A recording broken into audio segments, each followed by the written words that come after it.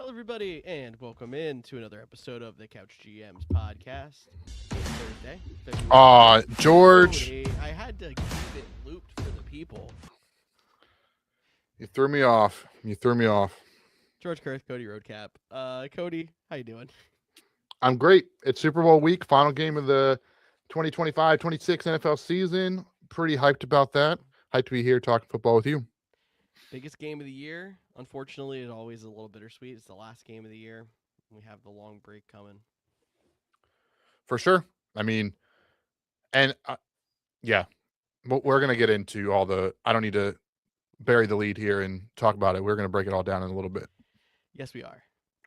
In the meantime, make sure you're following us at the Couch GMs, Facebook, X, Instagram, TikTok to get even more to do from the show here. You can always comment on our posts on there or DM us with any questions or comments that you have or join us live. We're still here Monday and Thursday next week at 6:30 East on Facebook, YouTube, and Twitch before we take our little bit of a winter break after the season winds down. In the meantime, Cody, why don't we check in, see what's happening?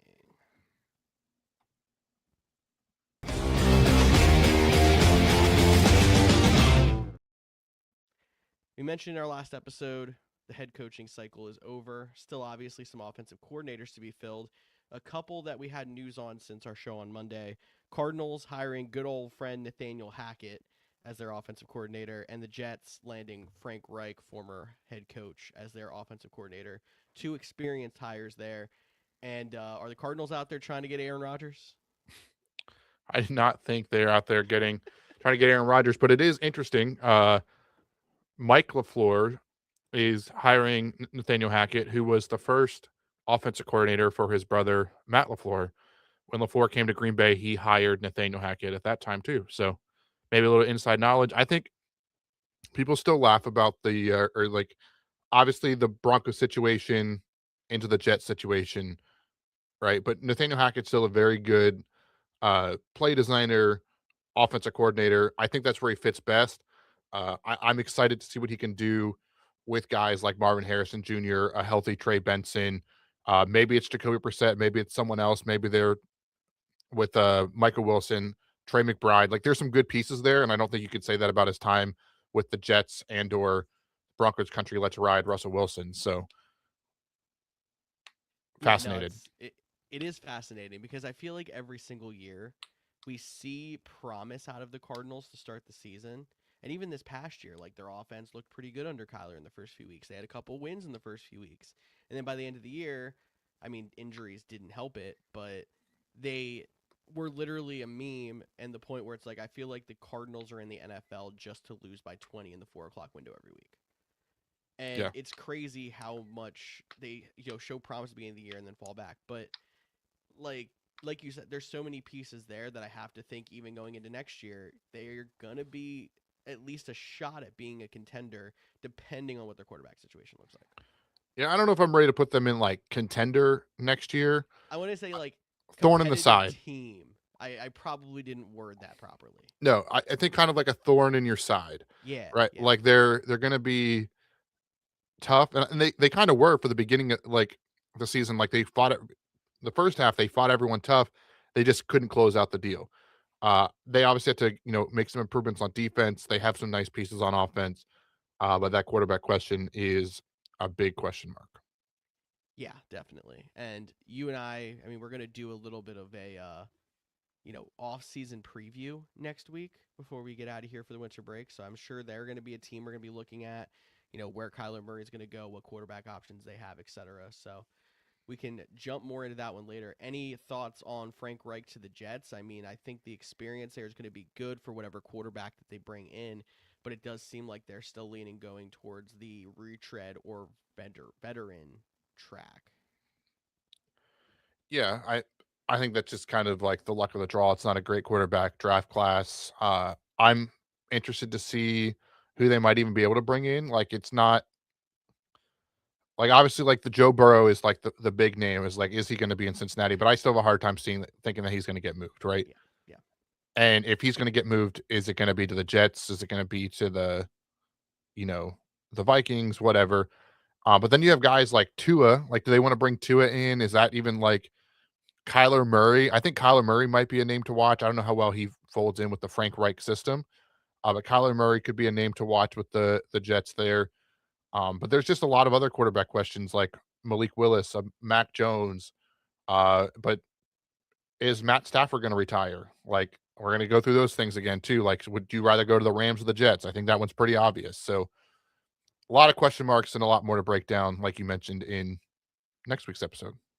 Definitely. I'll mention two things about quarterbacks because they were in the news this week. I do know that the Rams had said they're giving Matt Stafford his space here in the post, through the rest of the postseason to kind of think about his future and such. But I did hear a comment from him after their loss that said he believes he still has good football left in him. So me personally, would be shocked if he's not back next year. But I understand, like, you never know how the back is, etc., because he dealt with all that at the beginning of this season. And then the other one is Mac Jones was actually on NFL Network on the Insiders, and he had talked about being interested in exploring trades to have the potential to be a starter. And you have to think with his success that he had in the limited time when he was in there for Purdy, he is somebody who some teams would be interested in. The big difference is we're talking about a lot of guys who are going to be free agents, potentially. I don't know if anyone's going to trade for Tua if he gets cut and they take that $90 million cap hit. Like, team doesn't have to trade draft capital for him, as opposed to Mac Jones. You would need to trade draft capital to San Francisco to make that move. Yeah, I think Mac Jones probably ends up getting traded, but I don't think his value is it might not be worth it for San Francisco because of Purdy's injuries. Like I understand he wants a chance to start, but with Purdy's injuries, like you have a top level backup. You saw that this year. Does a third round pick make you want to move off of that? Yeah. Like, where's the line? Like, you're not getting a first. Mm-hmm. Like, Is there another retread they can bring in? Reclamation project, similar to how like the Rams ended up with Baker a few years ago, how these guys got Mac Jones now. I think that's going to be the bigger question. Like if you can get a third for Mac Jones and bring in somebody else who's a reclamation project that you feel confident in, But who are We've the seen the Shanahan system can favor many quarterbacks. who's the reclamation projects this year? Is it It might Tua? be Tua. Is it Anthony Richardson? That's possible too. I mean, but Anthony Richardson doesn't necessarily fit that system. Yeah. I think Anthony Richardson would be a heck of a lot of fun, and Matt Stafford plays another year. He gets a year with Sean McVay and in that system, and then see how he does. I'm not saying they turn the reins over to him. The Rams have 2 first-round picks this year, so maybe they go in the quarterback direction as well.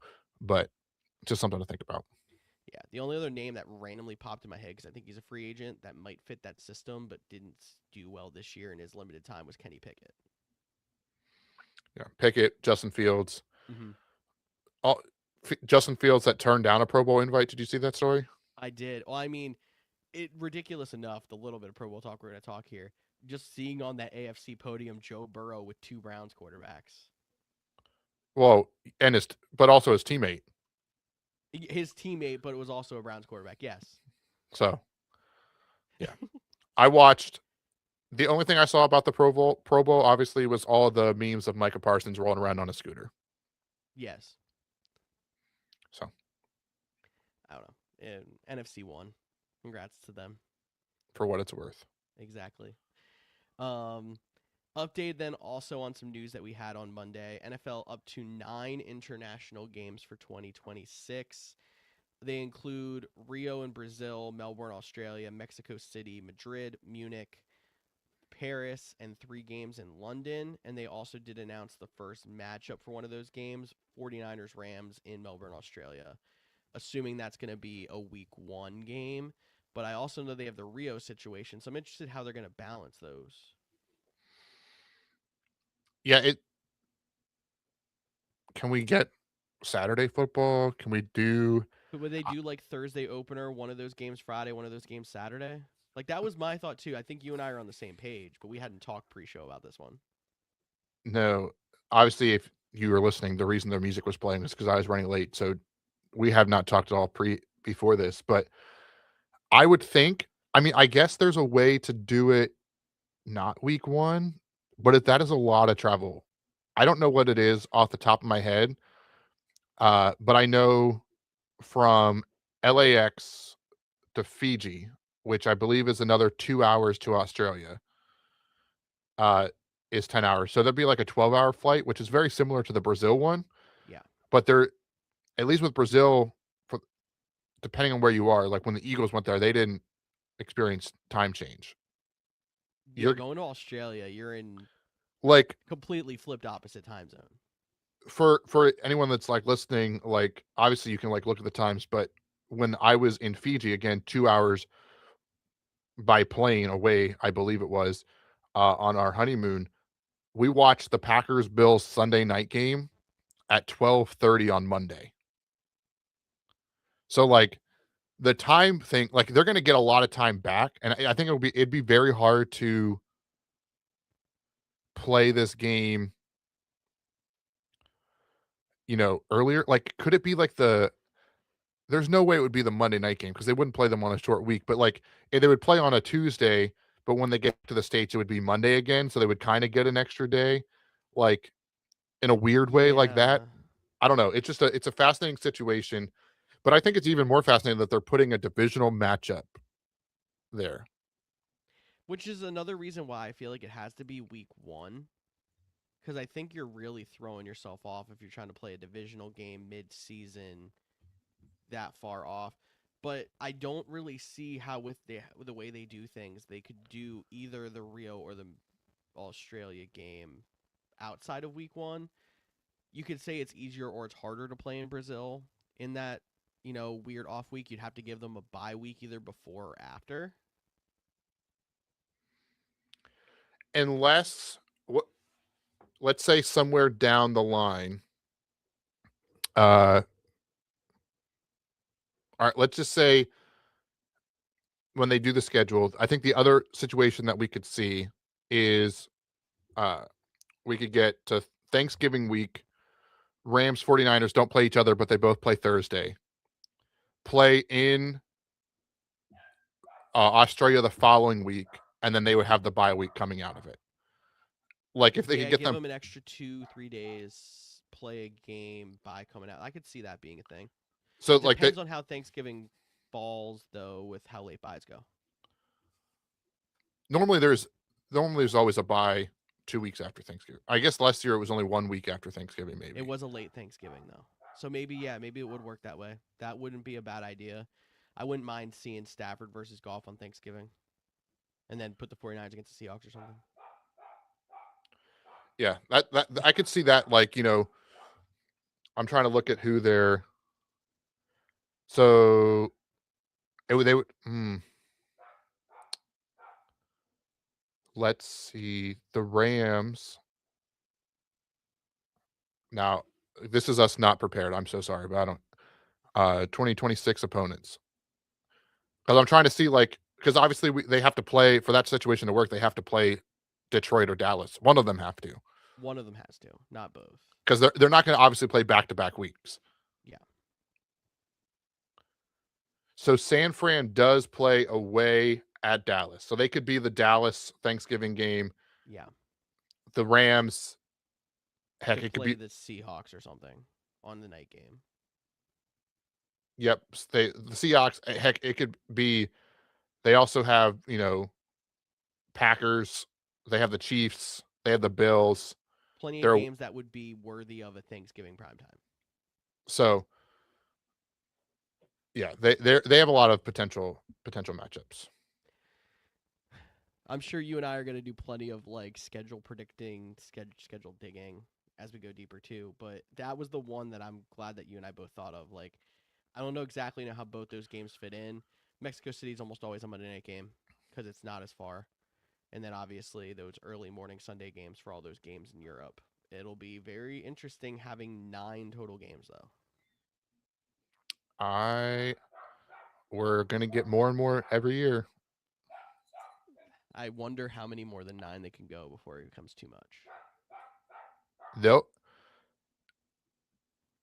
They'll go. I think their ultimate goal is 16. Every team plays one. Every team plays an Except international someone game. gets a bye because the Jags play 2. Just kidding. It could be. The one team doesn't. Super Bowl champion doesn't have to play international. Maybe. But I think the ultimate goal would be to get to 16. I'm not saying we're going to get 16 different countries, right? Like we could have like an 8-week stretch of games in London. I mean, there's already 3 in London here this year. Right, I think that's going to continue because there's a lot of contractual things that are already locked in. Or maybe they're not all in London, but they're, spread out through Europe, kind of like we're starting to see with the, the France, the Germany, the Spain. Like we could get more and more. Maybe it's 3 at each of those or something like that. Yeah. But I like it. I hope we get to see a game in Tokyo one day. That'd be freaking dope. That would be really cool, actually. Turn Tokyo Dome into a football field. Be pretty cool. We're gonna go. Sounds good. I'd love to see Tokyo. Bucket list destination. Heck, let's play one in Antarctica, because with the penguins. That'd be so funny. With the population of 10 people that live in Antarctica. It would be. No, but and give me one in Egypt with the pyramids in the background. Specifically with the pyramids in the background. We'll play it like Field of Dreams style, like they do in the MLB. They have the Field of Dreams game, and you have the cornfield in the outfield. Yeah. Well, yeah, we'll just like surround the stadium in 3 sides and then have the pyramids. Yep, I like that. Give me a Dubai game. That'd be a ton of fun. I think we're checking off most of the boxes of countries that would be very interesting. Give me some Canadian games. Try to take over CFL.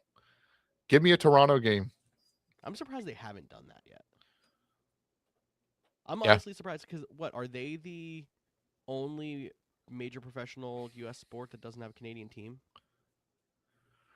NHL has a couple, obviously. The NBA has Toronto. The Raptors. MLB has Toronto as well. Yeah. Yeah, I would expansion. I mean, I would have guessed that a team in Europe and another team in Europe and a team in Toronto, and I would guess that like the CFL is like the Canadian, like it's probably pretty big to like against the CFL because that's still pretty big up in Canada. They've been changing their rules to make it a little bit more like the NFL. I think that might be their prep to mate in that Canadian division that's going to be added. I'm down. They'll Canada's a just great country. take in I love 4 teams from Toronto. Canada and make it a whole division. All right, we spent way too much time talking about games when there's a freaking Super Bowl happening. Hypothetical expansion. This was like an for off-season divisions. conversation. Yes, it was 100% of off-season conversation. 20 minutes in, why don't we talk about the big game? You're not hitting the button. Okay, cool. I don't have a button. I didn't have You time. have the playoff preview button. Oh, that's not a playoff preview. This is the big game. It's still the playoffs, but it's the big game. Do you want me to hit the button? No, you're good. Seahawks at Patriots. This is your playoff preview.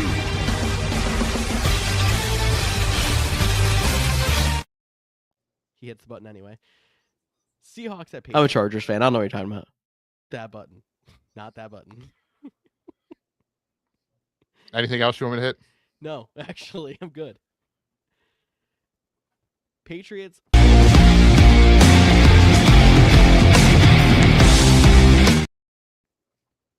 It's a game of the week too. It has to be. You can just do the show. What, you got a bold prediction? Sorry, I'm so off the rails. My bad. What is this? I don't know. Was it the sounds list? So I hit it. I didn't do that one, folks. No, that was me. We're gonna lose listeners. Cool. Patriots at 4.5-point underdogs. I know they opened the week at 3.5 points. Over under 45.5. And I mean, I think we can talk. Do you want to just jump to bets right away? Because I think the interesting note on this one, Seahawks spreads getting 70% of spread bets, which is the most popular in Super Bowl history. Part of the reason why that jumped another point towards the Patriots side. I mean, I get it.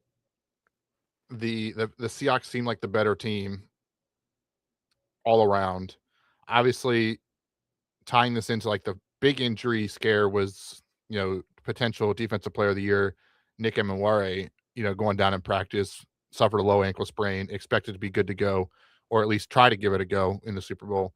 But yeah, I like the Seahawks. I might take the points with this one and the Patriots just because I could definitely see a field goal game, like it coming down. It's a Super Bowl coming down to a field goal. And since I'm over the 3 mark, I might take the Patriots in that one. But yeah, I just like a lot of things about Seattle. The only thing, like I probably get, so if we broke this down and we can do this live on the air and kind of just do like a point system. If we're going to go, we can even go position by position. Quarterback, I'd probably give a slight edge to the Patriots.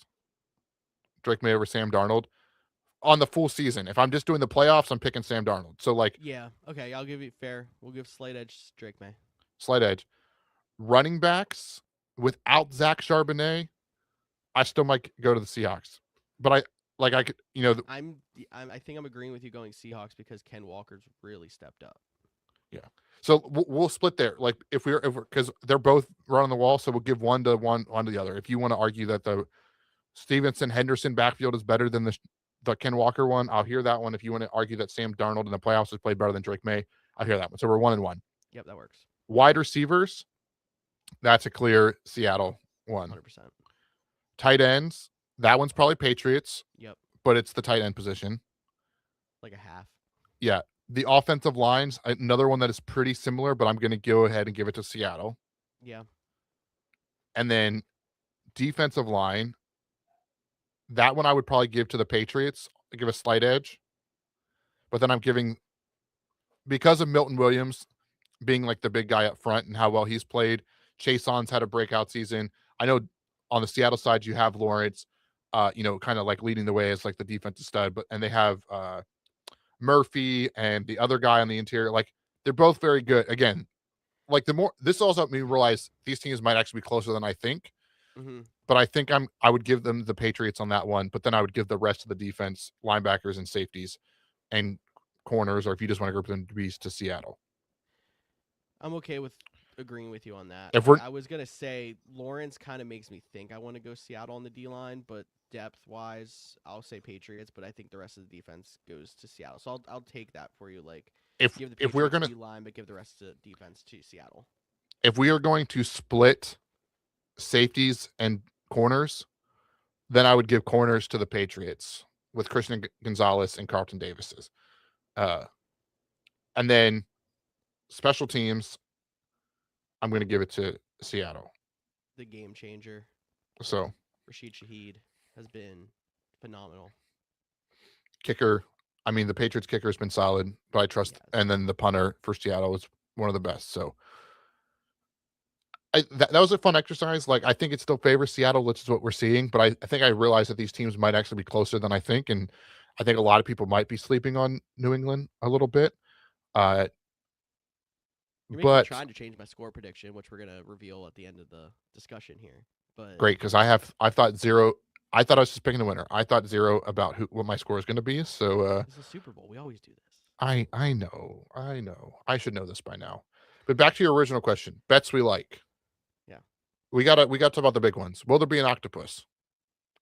I have to say no. I'm with you This doesn't on feel like the really off the rails weird game. what color is the Gatorade? Yellow, All right, a so little bit of an odd one. was that lemon lime? Is Yeah. that, are we defining lemon lime as yellow? Yeah. Okay, then I would also say yellow. Okay. Cool. Actually, I'm surprised you agreed with me. I feel like yellow is one of the odd ones, but I honestly haven't been tracking that one. I feel like it was yellow last year. I'm sticking with yellow. Yeah. Purple would be my second option. It was purple 2 years ago, I believe. Heads or tails? Tails never fails. Agreed. Yep. But there's so many interesting. I was just kind of scrolling through DraftKings earlier too, and Not a because sponsor. this is a rematch, there was a lot of like interesting bets that you don't normally get to do. Like, will a quarterback throw a pass inside the 1 yard line? Probably. You know, throw back to the why didn't you run with Marshawn Lynch throw pick thing? Yeah, that was a good one. There was a lot of like normally I feel like when you look at the pre-made parlays, you see a lot of like this person over this person anytime touchdown. I think the sentiment on this game is that we don't feel super confident in one or both of the teams. I've seen a lot of like parlays of unders where it's like, are the Patriots just a product of the schedule? Pick Drake May under 200 passing yards and all their receivers under 25 receiving. Or like Sam Darnold going to see ghosts again. Pick Sam Darnold under 225 and JSN under 80. You know what I mean? Like, I've seen a lot of that, which I'm not used to seeing. Yeah, I think that's just this feels like one of the games where there's not a lot of hype around it in general. Mm-hmm. I think, even with like the final 4 teams, there's not the, like, I think people are still tired of the Patriots. And I think, Seattle is kind of that team up on the west side of the country that nobody pays much attention to, but they've been good. I mean, they're top 4 in wins since in the last 15 years. I mean, it was just outside of that 10-year mark that they had that run of being in the Super Bowl twice and competitive for a while, but they still haven't been gone that long. Yeah. So, yeah, it's weird because we obviously can sit here and we can like, why is it always the same exact teams? We want someone new. But it's funny when we get someone new now finally, it feels still like the exact same thing because the Patriots feel like they just left. And the Seahawks, I mean, it's like I said, a little bit less so, but they had the run in like the early 2010s, and now they're back in here again before we saw some different teams that we maybe had been rooting for over the last few years, the Bills, the Ravens, the Lions, etc. Like those teams that have been competitive but haven't been able to get to the big game. Yeah. And I mean, don't make us that old, bro. Seattle was in the playoffs in, I guess it was early 10. They were in the playoffs, but they weren't. They were in the Super Bowl. It was 10 years ago now. This would be the 11th Super Bowl since they were last in. Gotcha. Yeah, I guess they beat the Broncos in 2013. Mm-hmm. Because I remember that game because that was our freshman year of college. I was super excited, and then I think we might have stopped watching at halftime because it was just so. Like after the halftime show, we were kind of like, "You want to do something else? Want to play video games or something?" I will say, this is the least excited I've been for a Super Bowl since Patriots Falcons. And yeah, and I feel like even at that point, I don't know if this was just me. Like it was still there's still some kind of like a hype behind like let's root against Brady, and then that Super Bowl ended up being a good one. that's where I was getting at. Way. It ended up being, the second half used to be fun. Like I remember the Super Bowl was on, and I was like, I'd rather clean my room, like, than watch this. So it was on in the background, but then in like the third, fourth quarter, I couldn't look away. Yep. So I'm hoping we get something along those lines. Like, it doesn't have to be a 28-3 comeback. Hopefully it's a competitive game. What I really don't want is like, and I think my biggest fear is like this turns into the Patriots Chargers wild card game.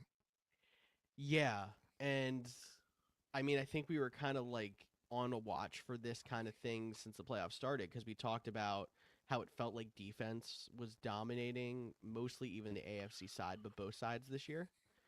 And obviously the AFC team to come out, the Patriots, one of the best defensive teams in the league. And then on the NFC side, like we had a chance for that high-powered offense to come out with the Rams as they were the one that kind of survived the rest, but the Seahawks, who were, again, another top 5 defense of the team that came out. So, yeah, we're sitting here like, obviously you can respect a good defensive game, but when you get to the Super Bowl, you somewhat hope that they still have a game where both teams put up, say, 20.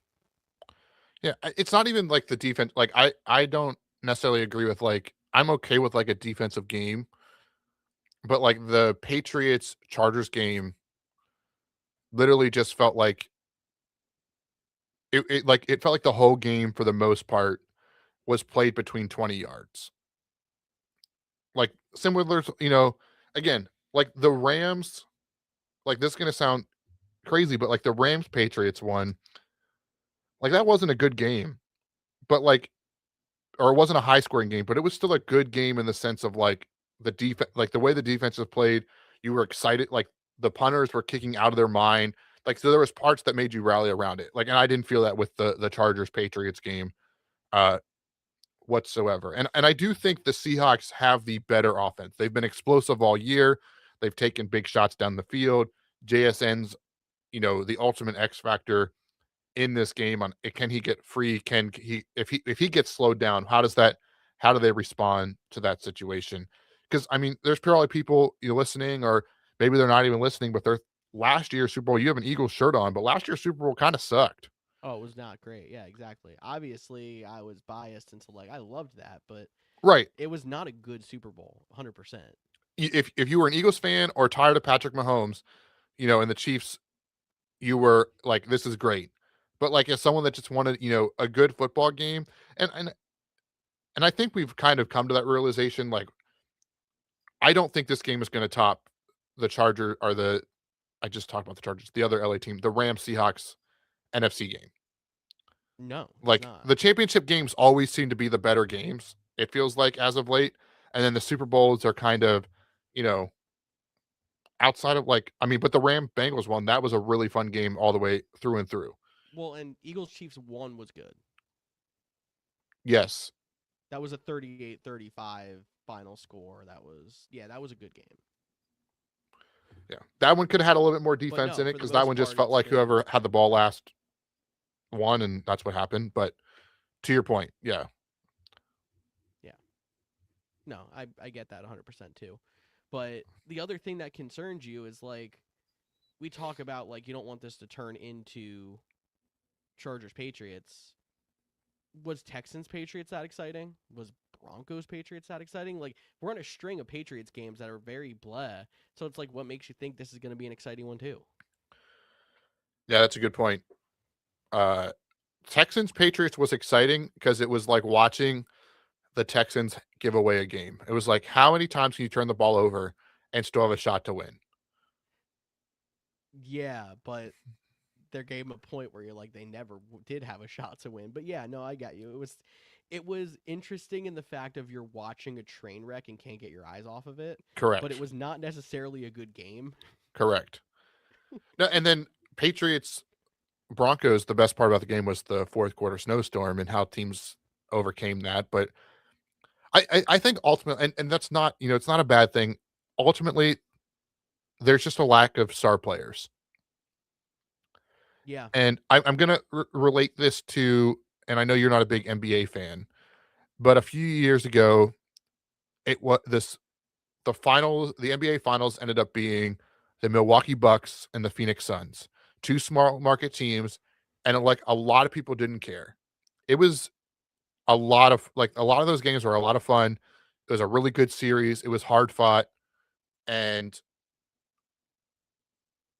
but there wasn't, obviously Giannis Antetokounmpo is one of the biggest stars in the NBA, but like there just wasn't the wow factor, so to speak. You don't have the elite quarterbacks of the elite quarterbacks. Like DeMarcus Lawrence is good, Christian Gonzalez is good, Milton Williams was good, but there isn't the, top tier. Like Myles Garrett probably never played in a Super Bowl unless he gets traded, but like there's not like the top tier defensive takeover kind of guy, or even like a group. You Like have this isn't. JSN, and that's the only real exciting guy on either offensive side too. Yeah. Like Stephon Diggs is your next biggest star, and even when Stephon Diggs was on the Bills, I feel like it was never really like Stephon Diggs. It was just Josh Allen. Yeah, I don't even I don't like you. I might argue that like in terms of like star, I guess it would be Diggs, but I think like you start throwing in like the defensive guys too for Milton Williams, Christian. Like I think Christian Gonzalez is the best player on the Patriots. Yeah. So it's just a fascinating situation. Hopefully, that's a good game. I'm not trying to belittle it or talk it down. Like we're supposed to be hyping it up, talking all this Super Bowl thing, and of course, we locked in on Sunday watching the game, watching the commercials, watching the halftime show, looking forward to it all. But there is just something that it's hard to be excited about, so to speak. So why don't I just throw the question out to you? We can go team by team. We'll start with the Seahawks because they're the away team. What do the Seahawks have to do to win the game? So I will go one there. I'll do three things, and I think Okay. they don't have to do all three of these things. But number 1A is Sam Darnold has to keep playing at a high level. Whether you want to call that playoff Sam, limit turnovers. I feel like limit turnovers, whoever, the turnover battle is always like the deciding factor. So, but I need to see the Sam Darnold that stood in the pocket against the blitz and the Rams and delivered strikes in key moments. For the Seattle, take advantage of special teams. Because Rashid Shaheed has been a difference maker for him. And the third thing would be don't let Drake May beat you with his legs. Your defense is good, but stay disciplined. I like all those things. My my big point was going to be right along with the Sam Darnold thing. I was going to say specifically limit turnovers because I do feel like he's got the big play in him. He's going to hit the big play. You just got to make sure that it doesn't cost you with a turnover with it. Keeping that run game going. You got to keep the hot streak with Ken Walker going. Pay him the extra $2 million next year for how he does in the Super Bowl. I don't care. And the other thing I was going to say is get a lead early. Because I think if they put the pressure on the Patriots have to play from behind, I don't know if the Patriots can come back from that. I If think you that's give a the very good Patriots one. a lead, I think they can beat anybody. But I don't feel confident in them being behind. Yeah. And I wouldn't just say like make it at least 2. Let's get to 10. Oh, yeah. Like, if you go up 10-0 and you're the Seahawks, I would be floored if they lose that game. yeah. Even if it's, even if it's 14-3, right? Like if it's touchdown, field goal, touchdown, punt, then it's like, oh, they might be like situation.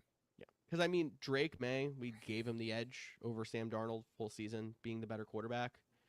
But he's still a young kid who hasn't necessarily done much in key games or had many key games. Like, if you told me that he, stayed this good and 2 years down the road we had the same situation, I might be more confident that Drake May is going to bring him back. But I can't be confident that he's going to bring them back with, the inexperience so far. Yeah. You want to do the Patriots? Yeah. Want me to go first this time? Sure. So I think, again, on this side, running the ball is going to be key. They have taken the pressure off of Drake May. And I know that Ramondre Stevenson's kind of been the guy, but I want to see them be able to use Henderson and change of pace more. We saw what Henderson could do during the season, and I think he's going to be a pretty big key, even if he only gets 5 to 7 carries in this game. If they're good ones, I think Patriots are in good shape. Getting the tight ends involved was going to be another one because they have a bunch of guys at wide receiver, and they've been fantastic. And I don't want to downplay what like a Mac Hollins and a Kayshon Boutte have done, but like Hunter Henry, I think has a better chance of being an X factor in this game than those guys do. And I could be completely wrong, but I just trust a guy like him. Get him involved in the red zone. Get him involved often. Target him on third downs. That kind of thing. And then the other thing that I've got to say is that the Patriots secondary has to just lock down on JSN. Make them use their other targets. I know that they've been great doing it, but I think you'd be dumb to let him run one-on-one most of the game. Make Sam Darnold have to go elsewhere. Completely. I agree with a lot of those things that you just mentioned there. But before I tell you mine, since we talked 20 minutes about international games, Cool. Dallas Cowboys announces the team to play in Brazil. Ooh, okay. We don't talk much more about it, but Don't have an opponent yet. Don't have a date. no opponent yet. Just that they're going to play there as well. And Okay. but now back to my who's going to win. How do the Patriots win? My three things. I think Drake. Not to repeat everything you say. Drake May is going to be a key person, and whether it's using his legs, making that one deep throw that he has seemed to hit in every playoff game, outside of maybe the Broncos game, but that could be weather related. But like I think to the Chargers game, fourth quarter, it was a close game. Both defenses were playing really well. He had a big play. The Texans, the dagger to Boutte down the sideline. Can he get a moment like that, like where that play puts him over the top? And then how well does he use his legs? I think turnovers, again, for both teams to be a big thing. The defense, can they continue to get pressure on Sam Darnold and help him see ghosts? That's obviously the big one. But the biggest one for me is leaning in to Mike Vrabel's coaching experience, player experience, whatever. He's been to the Super Bowl before as a player. He's head coach, is a really good head football coach. The team's already started to take his identity, tap into that even more, be hungry, be aggressive. And I do think that's one thing we didn't talk about was who gets the edge. And I think it's the Mike Vrabel does. And he does a lot of the little things really well, whether it's like, realizing they subbed, I'm going to sub now so that they have to spend 10 more seconds for, holding up the play. And now they might have to call a timeout, getting, understanding rules and situations. He's very good at that. Is there something minute that he can take advantage of? Would be things I'm looking for out of the New England Patriots if they want to win this game. Definitely. I'm wondering if he called Bill Belichick at all this week and tried to get some other tips from all the experience he's had, even though he's not had a great time in UNC. Yeah, he might have, but he also got the best of Bill Belichick and Tom Brady's last game in Tennessee. So in the playoffs, it's true. Vrabel, very deserving of being where he is here. I think if the Patriots, bring him in and then win a Super Bowl in year one, it looks like the smartest move a team's ever made. For sure. I don't know if I can remember a rookie head coach that's won a Super Bowl. I know he's a second coaching stint, but still. Yeah, I don't know. First year head coach is what I should say. First year with the team.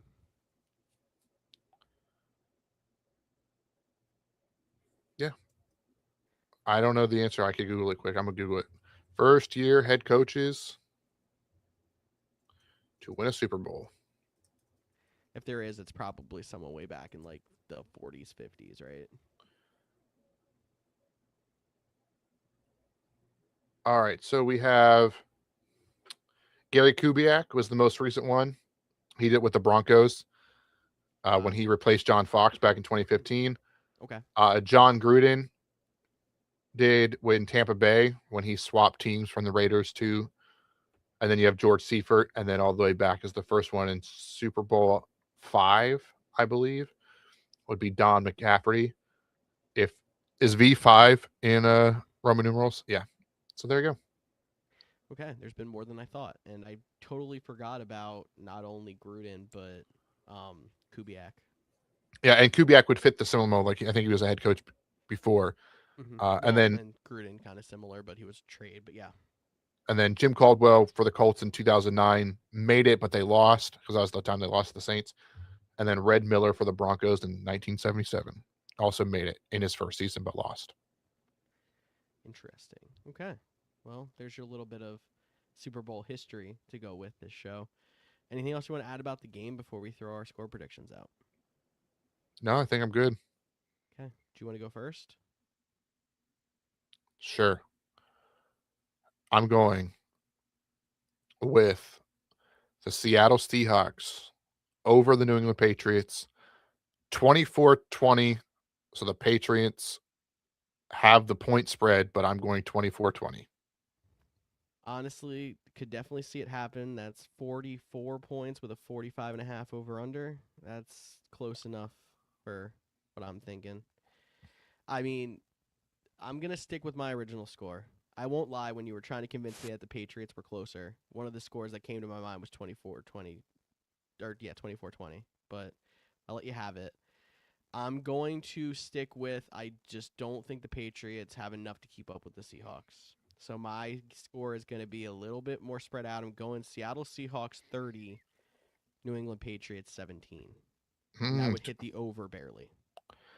And you're on the mindset, good teams win, great teams cover, and Seattle must be a great team. Yep. All right. A team we didn't give enough respect to during the season. And just for those over-under people, I think, Seattle's got to either get a touchdown to get up to 30 or hit a field goal to get up to 30 to break that over-under sometime in the last 5 minutes of the game, just for some fun. Okay. So I like that. Going away. All right. I mean, we've seen Seattle dominate a Super Bowl before. We've seen them throw away another one on the goal line, literally. So, yeah. And I mean, this wouldn't be the same kind of domination that we're talking about with, them over Denver, especially if they score that touchdown late and you're looking at it like, what would that be? 23-17 near the end of the game, and Seahawks win score a touchdown to seal it to get to 30. Could be a good game through 3.5 quarters, and then the Seahawks, take care of business in the fourth. No, it's not a bad thing to point out. Another season. Another season. All right. We're not going to do a draft of best Super Bowl snacks, but what do you know what you're having for Super Bowl Sunday? Well, I know we're getting out the buffalo chicken dip recipe. That's a given. That's a classic.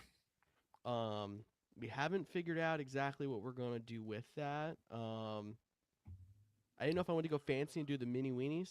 That'd be a little different. Good little appetizer kind of deal. Could just go chicken fingers to be more simple. Okay. What are you thinking?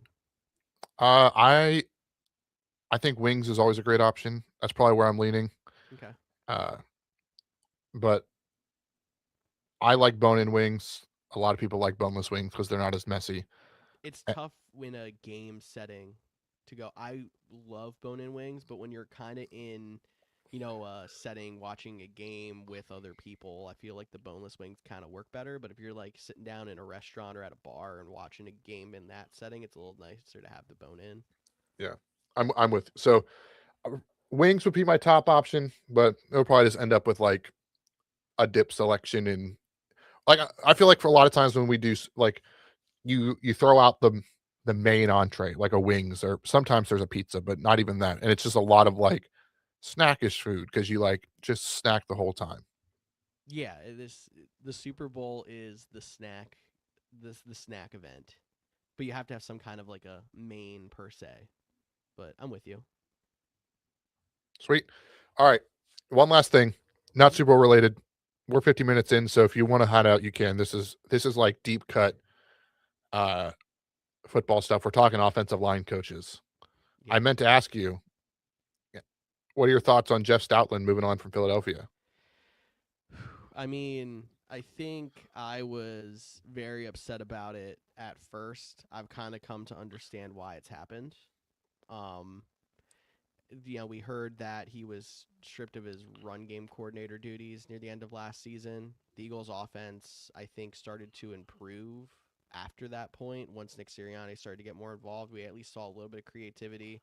They obviously still weren't great, but they didn't change a play caller. In my opinion, I think if they would have just went all in and been like, we're not going to keep our offensive coordinator anyway. We're going to give Sirianni more say, and we're going to make him the play caller and just see how it works. I think that would have been the better option.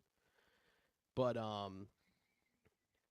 I mean, Stoutland's been there for 13 years.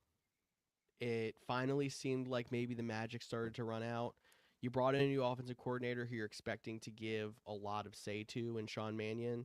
And I think him being able to bring in his own guy, which he did bring in another lower level coach from Green Bay to follow him over to be the run game coordinator and tight ends coach. I think that's the right move to try to, if you're gonna buy in on Mannion and see, I don't think he's gonna be a one and done and then a head coach. Like he's probably gonna be there for 2 or 3 years, and if he performs well, then he might be in a coaching cycle. Um, I Dude, think that's if your the right Eagles bet. go off, if the Eagles have a solid offensive season, he's a head coach next year. I'd be surprised at age 34, but I've seen crazier things too. I guess you're right. I mean, the coaches are only getting younger. Yeah. So, But the other thing I'll say is through the entire offensive coaching change up for Philly, last time they put a former quarterback in there at OC, Jalen Hurts didn't do too bad, and they won the Super Bowl. That's Kellen Moore. So I'm hoping Sean Mannion has the same magic to be able to get something out of Jalen Hurts. yeah, I think it'll be fascinating. And we talked all about Sean Mannion last week, but the Stoutland one, I'm in. I think it's like he's an elite level offensive line coach. Mm-hmm. You make that work because he's so good at developing guys that I get, and like titles are whatever. Like I don't pay too much attention to like run game coordinator or pass game coordinator. That means like you have one extra meeting in my mind. I don't actually know what happens. I've never been in an NFL room, but that's how I've taken it. Yeah. But it's more like a pay raise bump. I'm really fascinated to see where he ends up. So Yeah, because I know that there's still hopes that he stays in Philly in some kind of a front office role. I would be shocked if another team doesn't offer him something he can't refuse to be an dude, offensive line coach. they've already It's said goodbye. He's not coming back in the front office role. No way. no, exactly. I would be shocked, but He'll don't probably go to. worry You know because where he should Kevin go? Patullo's still employed by the Eagles. He should go to Kansas City. Reunite with Big Red. I don't think he ever worked with Big Red, believe it or not. I think Chip Kelly brought him in. I guess Reed has been gone longer than 13 years. I thought he was at the end of the. I'm pretty sure he was. He's the only holdover since Chip Kelly. I'm pretty sure Chip Kelly's the one that brought him in. Okay. So the Chip Kelly era in Philly is officially closed. Who would have thought they'd be in 3 Super Bowls and win 2 with that name still somehow attached? Yeah, that's kind of crazy. Yeah, right.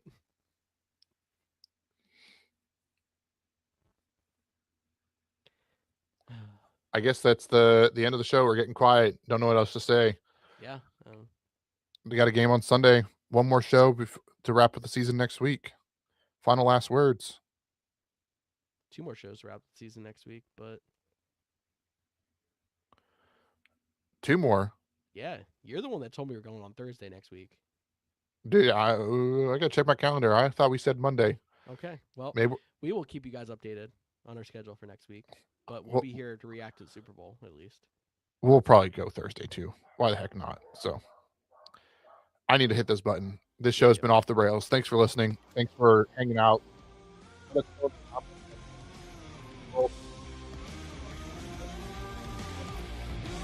Commercials. Just let us know.